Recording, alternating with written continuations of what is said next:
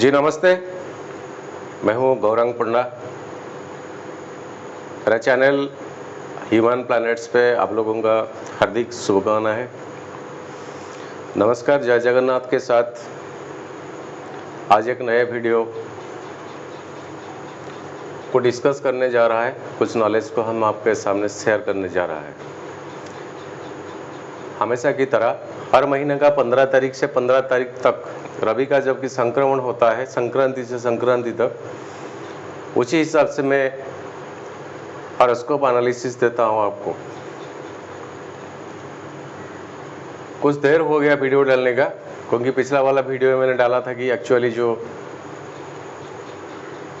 कुछ मजबूरियां ही होता है, कुछ उलझने होता है। मेरा दोस्त दोनों चले गए एक ही दिन में कोरोना में। तो आज का टॉपिक कर्कट लग्न, कैंसरियन एस्केडेंट। ये 16 मई से 15 जून तक का मैंने टाइम लिया है।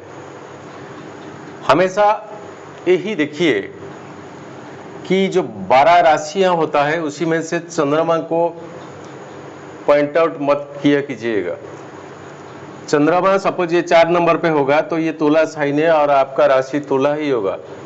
चंद्र के हिसाब से ये वीडियो आपके लिए नहीं है। अगर एक लिखा हुआ है जहां पर मतलब ये 4 नंबर पे एक लिखा हुआ है तो आपका कर्कट लग्न है। अगर यह चंद्रमा होता तो आपका बोथ चंद्रमा कर्कट राशि होगा, कर्कट लग्न होगा। अगर ये सेकंड हाउस में चंद्रमा होगा तो सिंह राशि होगा। मगर एक अगर यहां लिखा होगा तो ये कर्कट लग्न ही होगा। उसी हिसाब से देखिएगा, यहां पर एक लिखा होगा या लॉ लिखा होगा या आस्क ASC इस तरह का लिखा होगा तो उसी हिसाब से लीजिए।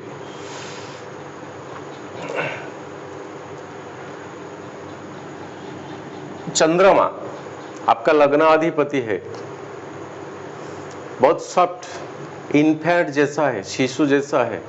उसे दुनिया मालूम ही नहीं है। छल कपट छंद राग द्वेष हिंसा ये सब पता ही नहीं है। वो बेबी है, छोटा सा इन्फेंट शिशु है चंद्रमा। चंद्रमा किसी को पहचानता ही नहीं है, तो इसके लिए कोई दूसरा शत्रु नहीं है। हमेशा खुद के लिए सबके सब प्लैनेट्स समभाव संपन्न होता है। और यही चंद्रमा बृहस्पति की प्लैनेटरी हीराजी में 1 बाई पार्ट में आता है। मतलब मेरे कई सारे वीडियो में ऐसा बताया, 2 ग्रुप का प्लैनेट्स होता है। एक ही में बृहस्पति, जिनमें बृहस्पति, रवि, मंगल और चंद्रमा ये 4 प्लैनेट्स आते हैं। दूसरा शुक्र, शनि और बुध ये 3 प्लैनेट्स आता है। और राहु और केतु को प्लैनेट पे नहीं लिया गया है, वो दोनों छाया की ग्रह है। मगर उन दोनों का इम्पैक्ट इंसान के जीवन में बहुत डीपली पड़ता है।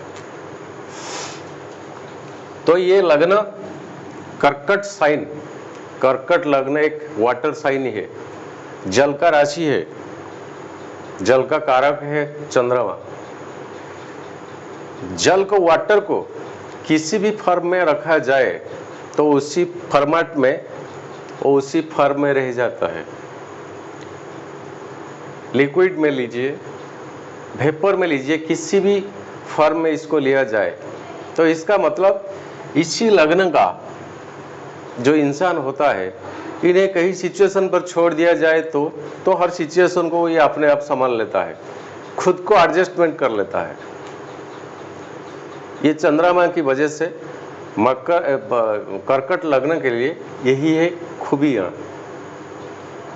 एडजस्टमेंट कैपेसिटी बहुत है, सब तो है, मगर इनके साथ और बाकी के प्लैनेट्स जब आता है, क्योंकि चंद्रमा किसी से एनमिटी नहीं बनाता है, चंद्रमा से और कोई दूसरा एनमिटी बनाता है। तो चंद्रमा की महादशा अंतरदशा में, ट्रांजिट में, नक्षत्र डिवीजन में जब कोई क्रूर ग्रह आता है तब तो ये इसका इम्पैक्ट इंसान का जीवन में पड़ता है। एक एक प्लैनेट को हम एग्जाम्पल के तौर पे लेते हैं, ये मई 16 से 15 जून तक का अप्रोक्सीमेटली 60% तक का रिजल्ट ट्रांजिट में कैसा मिलता है और हमारा जीवन में प्लैनेट का ट्रांजिट कैसे इम्पैक्ट पड़ता है। चंद्रमा 2.5 दिन में एक राशि को लेता है ट्रांजिट करने में, तो वीडियो तो 1 महीने का है, तो 2.5 दिन का तो नहीं है सब्जेक्ट है हमारा, तो इसको इग्नोर कर दिया गया है। ये दिल्ली का टाइम है रात 12 बजे का, और उसी हिसाब से प्लैनेटरी पोजीशंस मैंने निकाला है। सरफेस बहुत कम है तो प्लैनेट्स का डिग्री को लिखने को जगह ही नहीं है, तो ऐसे प्लैनेट का सिंबलिज्म मैंने दे दिया। मून यहाँ पर है उसी दिन उसी टाइम रात 12 बजे, मगर मून यहाँ का लॉर्ड है। आपका सेकंड अधिपति, सेकंड हाउस सिंह राशि का अधिपति रवि है, वो अभी 11th हाउस में है। 11th हाउस जो किसी काम, किसी डीड को करने के बाद सेटिस्फेक्शन जो होता है, काम कुछ भी हो, मेहनत लगाता है तो इसके बदले में पैसा आता है। ऑफिशियल का कुछ काम करता है तो सारे के सारे फाइल पड़ा हुआ होता है तो खत्म हो गया सारे के सारे टेंशन। उसके बाद में जो आत्मसंतोष आता है वो 11th हाउस को दर्शाता है। रवि आपका एक एरोगेंट का नेचर का प्लैनेट है आपके लिए, सेकंड हाउस का अधिपति है। आपका अंदर में कितना दम है सामने वाले को संदेह में डाल देगा।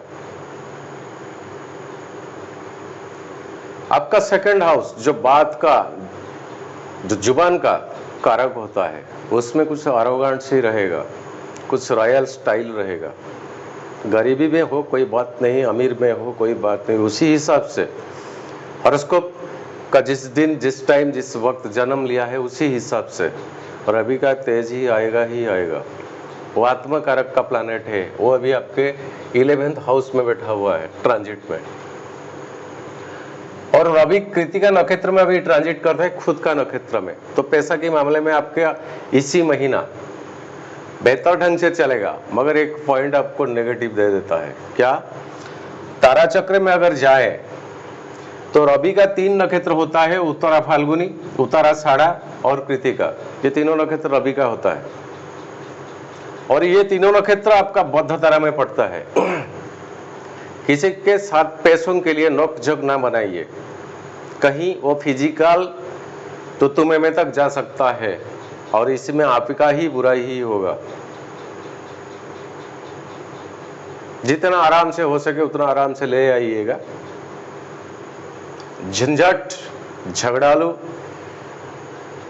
इस तरह का नौबत ना आए, कोशिश कीजिएगा। अब सेकंड हाउस रवि यहाँ पर है और अभी आ जाएंगे 16 जून को आपका 12 हाउस को, उसी हिसाब से उसी टाइम में मैं आपको वीडियो दे दूंगा। केतु आपका 5वां पोजीशन में अभी पोजिटेड है। केतु एक क्रिएटिविटी एक्टिविटीज का जगह होता है, 5वां पोजीशन। केतु जहां पर होता है उसी साइन का जो राशि लॉर्ड होता है उसी का रिजल्ट देता है। हमारा कई अथर्स, बृहद पराशर होरा शास्त्र उसी में यही दर्शाता है। तो केतु आपका 5वां पोजीशन में है, मंगल का घर में, ऑल्सो मंगल की तरह वो आपको रिजल्ट देगा। मंगल आपका 10th एंड 5th का पोजीशन का मालिक है और वही मंगल 12वां में अभी ट्रांजिट में है। ये आने वाला है आपका मंगल आ जाएंगे 2 जून को कैंसर साइन को, आपका लग्न को आ जाएंगे। मंगल आपके लिए योगकारक प्लैनेट है। 2 जून तक आपका जो रुतबा है वो अपने आप आ जाएगा। पैसे की चक्कर में अभी आपका कोई वीकनेस ना दे दीजिएगा जिसकी वजह से सामने वाले आपको पैसा वापस नहीं चुका पाएगा या नहीं चुकाएगा। टाइम छोड़ दीजिए, मंगल आ जाएगा, वो सामने वाला खुद पे खुद दे देगा। पैसों के मामले में ही बात कर रहा हूं। ये 5वां पोजीशन में अभी केतु है, ये कीटाणु, भूताणु, ये जीवाणु, ये सब का कारक होता है। और आपका 11th हाउस में राहु अभी है, रवि के साथ है, शुक्र रवि के साथ है, बुध रवि के साथ है। 2 प्लैनेट्स जल गए, कंब्यूस्ट हो गए और राहु अस्त नहीं हो सकता। शुक्र और बुध दोनों की दोनों अस्त हो गए।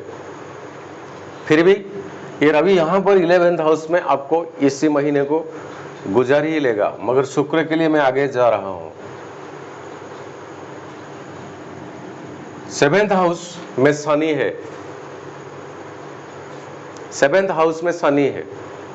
शनि स्पिरिचुअल प्लैनेट है, वो मेटेरियल नहीं है, मगर ये 7th हाउस आपका मेटेरियल का जगह है। सारा संसार में जितना सारा पैसा होता है ना, वो सब यहीं का होता है, और यहाँ से 2nd हाउस 8वां पोजीशन का यहीं का होता है। ये 8वां जो अनएक्सपेक्टेशन गेन, आपका जो आशा ही नहीं था, जैसे कि इंश्योरेंस क्लेम, एक्सीडेंटल रिकवरी, पता नहीं है आपको, कहीं खड्डे में पोता हुआ धन, एक्सपेक्टेशन नहीं है, बिलीव नहीं है, सोचा भी नहीं है, लॉटरी जैसा, इस तरह का ये 8वां पोजीशन का कारक है। शनि अभी यहाँ पर ही, ये 7वां पोजीशन स्पाउस का कारक है, दाम्पत्य जीवन का कारक है। मेल हो फीमेल के लिए, फीमेल हो तो मेल के लिए। ये प्लानिटरी हीराची में ये एक लग्न होता है, कर्कट लग्न, और 2nd हाउस सिंह लग्न, ये दोनों लग्न कपुल लाइफ, जो मैरिड लाइफ होता है 50% से अबव धन डिस्प्यूट होता है, डिस्टर्ब होता है। क्यों? ये 7th हाउस शनि होता है, यहाँ का 7th हाउस शनि होता है। मैंने कई सारे कुंडलियां देखा है, कर्कट लग्न का, सिंह लग्न का, बेहतर ढंग से दाम्पत्य जीवन सुखमय, बहुत रेयर, बहुत रेयर। नोक जोक तो मैं सब चलता ही रहेगा। ये अपोजिट, ये कोई बोलेगा तब तो अपोजिट वाले को सलाह नहीं आएगा, शूट नहीं करेगा। ये कोई बोलेगी तब तो ये अपोजिट वाले को शूट नहीं करेगा। इनका चॉइस मनपसंद कुछ और सा दिशा में चलता है, और इनका मनपसंद दिशा और कुछ होता है। फैमिली में ये अगर बच्चों को कुछ सलाह मशवरा देता है तो ये दूसरा वाला बच्चों को और कुछ सलाह मशवरा देता है। बच्चों को ये सिखाते हैं ये अच्छा है, तब तो ये सिखाते हैं नहीं वो अच्छा नहीं है, वो अच्छा है। देखा है मैंने बहुत। नौबत तो 7th में अगर शनि पोजिटेड है आपका हॉरोस्कोप में, तो मैरिड लाइफ के लिए तो बहुत डिस्टर्ब का कारक है। परसों एक हॉरोस्कोप आया था, एक फीमेल का, 3 बार शादी हो चुकी है, फिर भी 3 बार डिस्टर्ब ही डिस्टर्ब, और अभी के लिए जिसके साथ जिंदगी चल रही है ना, बनती नहीं है, वो भी डिस्टर्ब होने वाली है। तो जबकि शादी से पहले हमारा पूर्वजों ने, पुरखों ने, हमारा जो बाप दादा ने जैसे जन्म कुंडली को मिलान कर लेते थे ना, उसी तरह का कीजिए, क्योंकि ये पवित्र चीज है, ये मुनि ऋषियों ने दिया है। इसमें ब्लड ग्रुप रिपोर्ट आ जाएगा, निकालने का आंखें चाहिए। अपना कवरेज कितना है, अपना कल्चर कितना है, अपना रिसर्च कितना है एस्ट्रोलॉजी में, मैं नहीं बता सकता, कोई प्रॉब्लम नहीं है, मेरे जैसा और बहुत लोग होते हैं। ये इसमें एक आदमी का, एक बंदा का हॉरोस्कोप देखने से ब्लड का ग्रुप निकल लेते हैं। देखा जाए दोनों कुंडली मिलाने के बाद तो ग्रुपिज्म आपस में ठीक नहीं होता है। मैं एक पर्टिकुलर रिलीजियन नाम नहीं लेता हूँ, उन्हीं से ये सब सिस्टम चलता है। 4 पत्नियां वो रख सकते, और 4 पत्नियां रखने के बाद कई और रखेल रख सकते। किसी को ले आए छोड़ दे, फिर किसी को ले आए छोड़ दे, फिर किसी को ले आए छोड़ दे। उनके सिस्टम में ये हॉरोस्कोप नहीं चलता है, कोई ये सबको मान्यता नहीं देते हैं वो लोग। मगर उनमें से कितना सारे परसेंटेज है, मेरे बहुत सारे दोस्त लोग होते हैं, उनमें से बनाया तो नहीं थे उसने हॉरोस्कोप, फिर भी उनका बर्थ डेट्स मैंने दिए थे, मैंने निकल के बताया था इनके सारी जिंदगी का जो जन्म कुंडली होता है किस तरह का चलता है, क्यों इस तरह का नौबत आता है। उनमें से बहुत भी प्योर पर्सन्स होते हैं, एक ही पत्नी है या एक ही पति है, छोड़िए सब बात। अगर जन्म कुंडली में आपका केमंद्र उभय योग बनता है, बेसिकली कर्कट लग्न के लिए बेसिक प्रायोरिटी पे मैं ही बात बता रहा हूँ, केमंद्र उभय योग जैसे कि आपका चंद्रमा जहां पर होगा, मान लीजिए चंद्रमा आपका यहीं पर होगा, यहीं पर चंद्रमा होगा, तो उसके सेकंड हाउस में या उसके पिछला 12 हाउस में कोई प्लैनेट नहीं होगा। केमन ध्रुव योग, ये एक इतना नेगेटिव का योग होता है जो इंसान को अकेला कर देता है। वो खुद के लिए बस सोचता है, समझता है, दुखी जिंदगी होता है। कपुल होने से मेल तो राजा होता है, फीमेल तो मंत्री होता है ना। हर एक बात में कुछ ना कुछ सलाह मशवरा लेना पड़ता है मंत्री से, राजा को। तो केमद्रु में योग हो जाने से बस अपने आप का डिसीजन ही मान लेता है, कोई ओपिनियन वो दूसरे से रिसीव नहीं करता है, चाहे मेल हो या चाहे फीमेल हो, कोई बात नहीं है, मैं सभी के लिए बोल रहा हूं। सेकंड, अगर आपका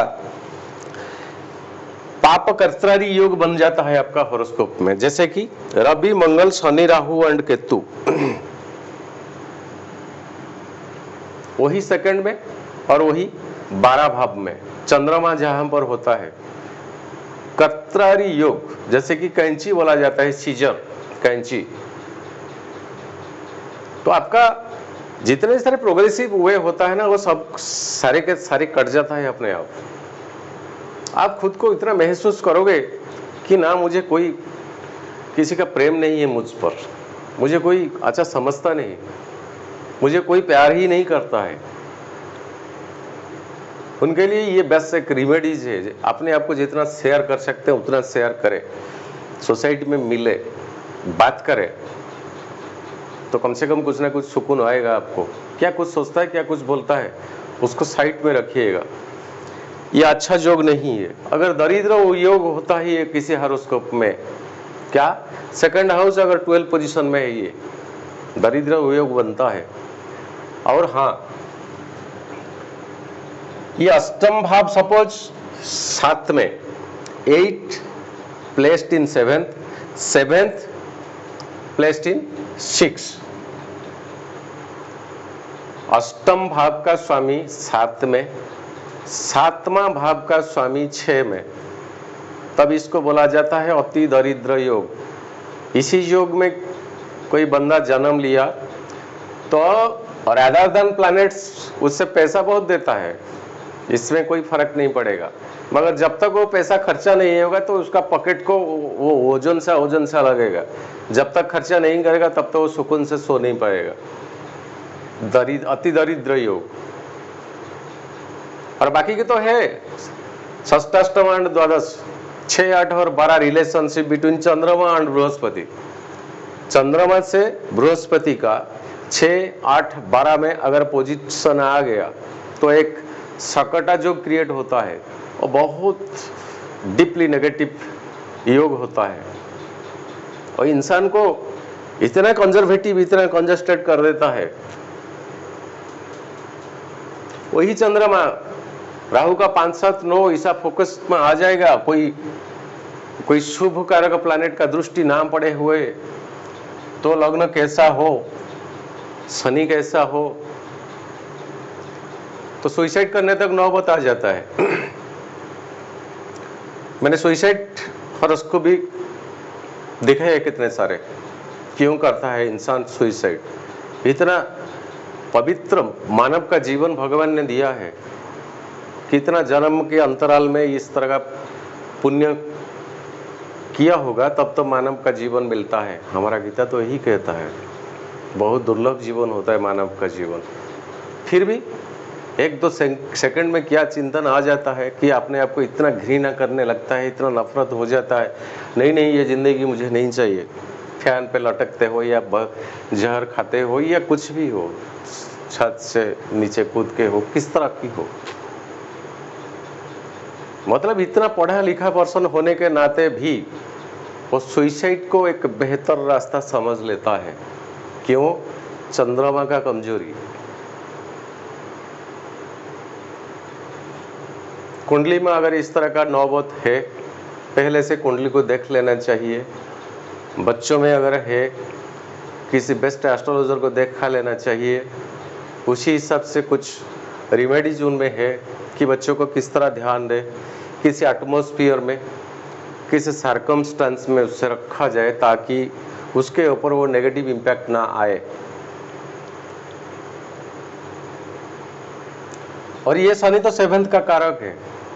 अभी के लिए पीरियड अगर पहले से कोई कोर्ट कचहरी चलता हुआ होगा तो और ज्यादा तक चले जाएगा। शनि अभी रेट्रोग्रेशन होंगे 23 मई को, ये और वह बहुत बलवान हो जाएंगे। मैंने बताया था किसी नीचस्थ ग्रह में किसी प्लैनेट होने से, मतलब यहाँ बृहस्पति आ जाएंगे तो बृहस्पति यहाँ पर बहुत उच्चस्थ होंगे, मगर बृहस्पति का यहाँ नीचे भाव है।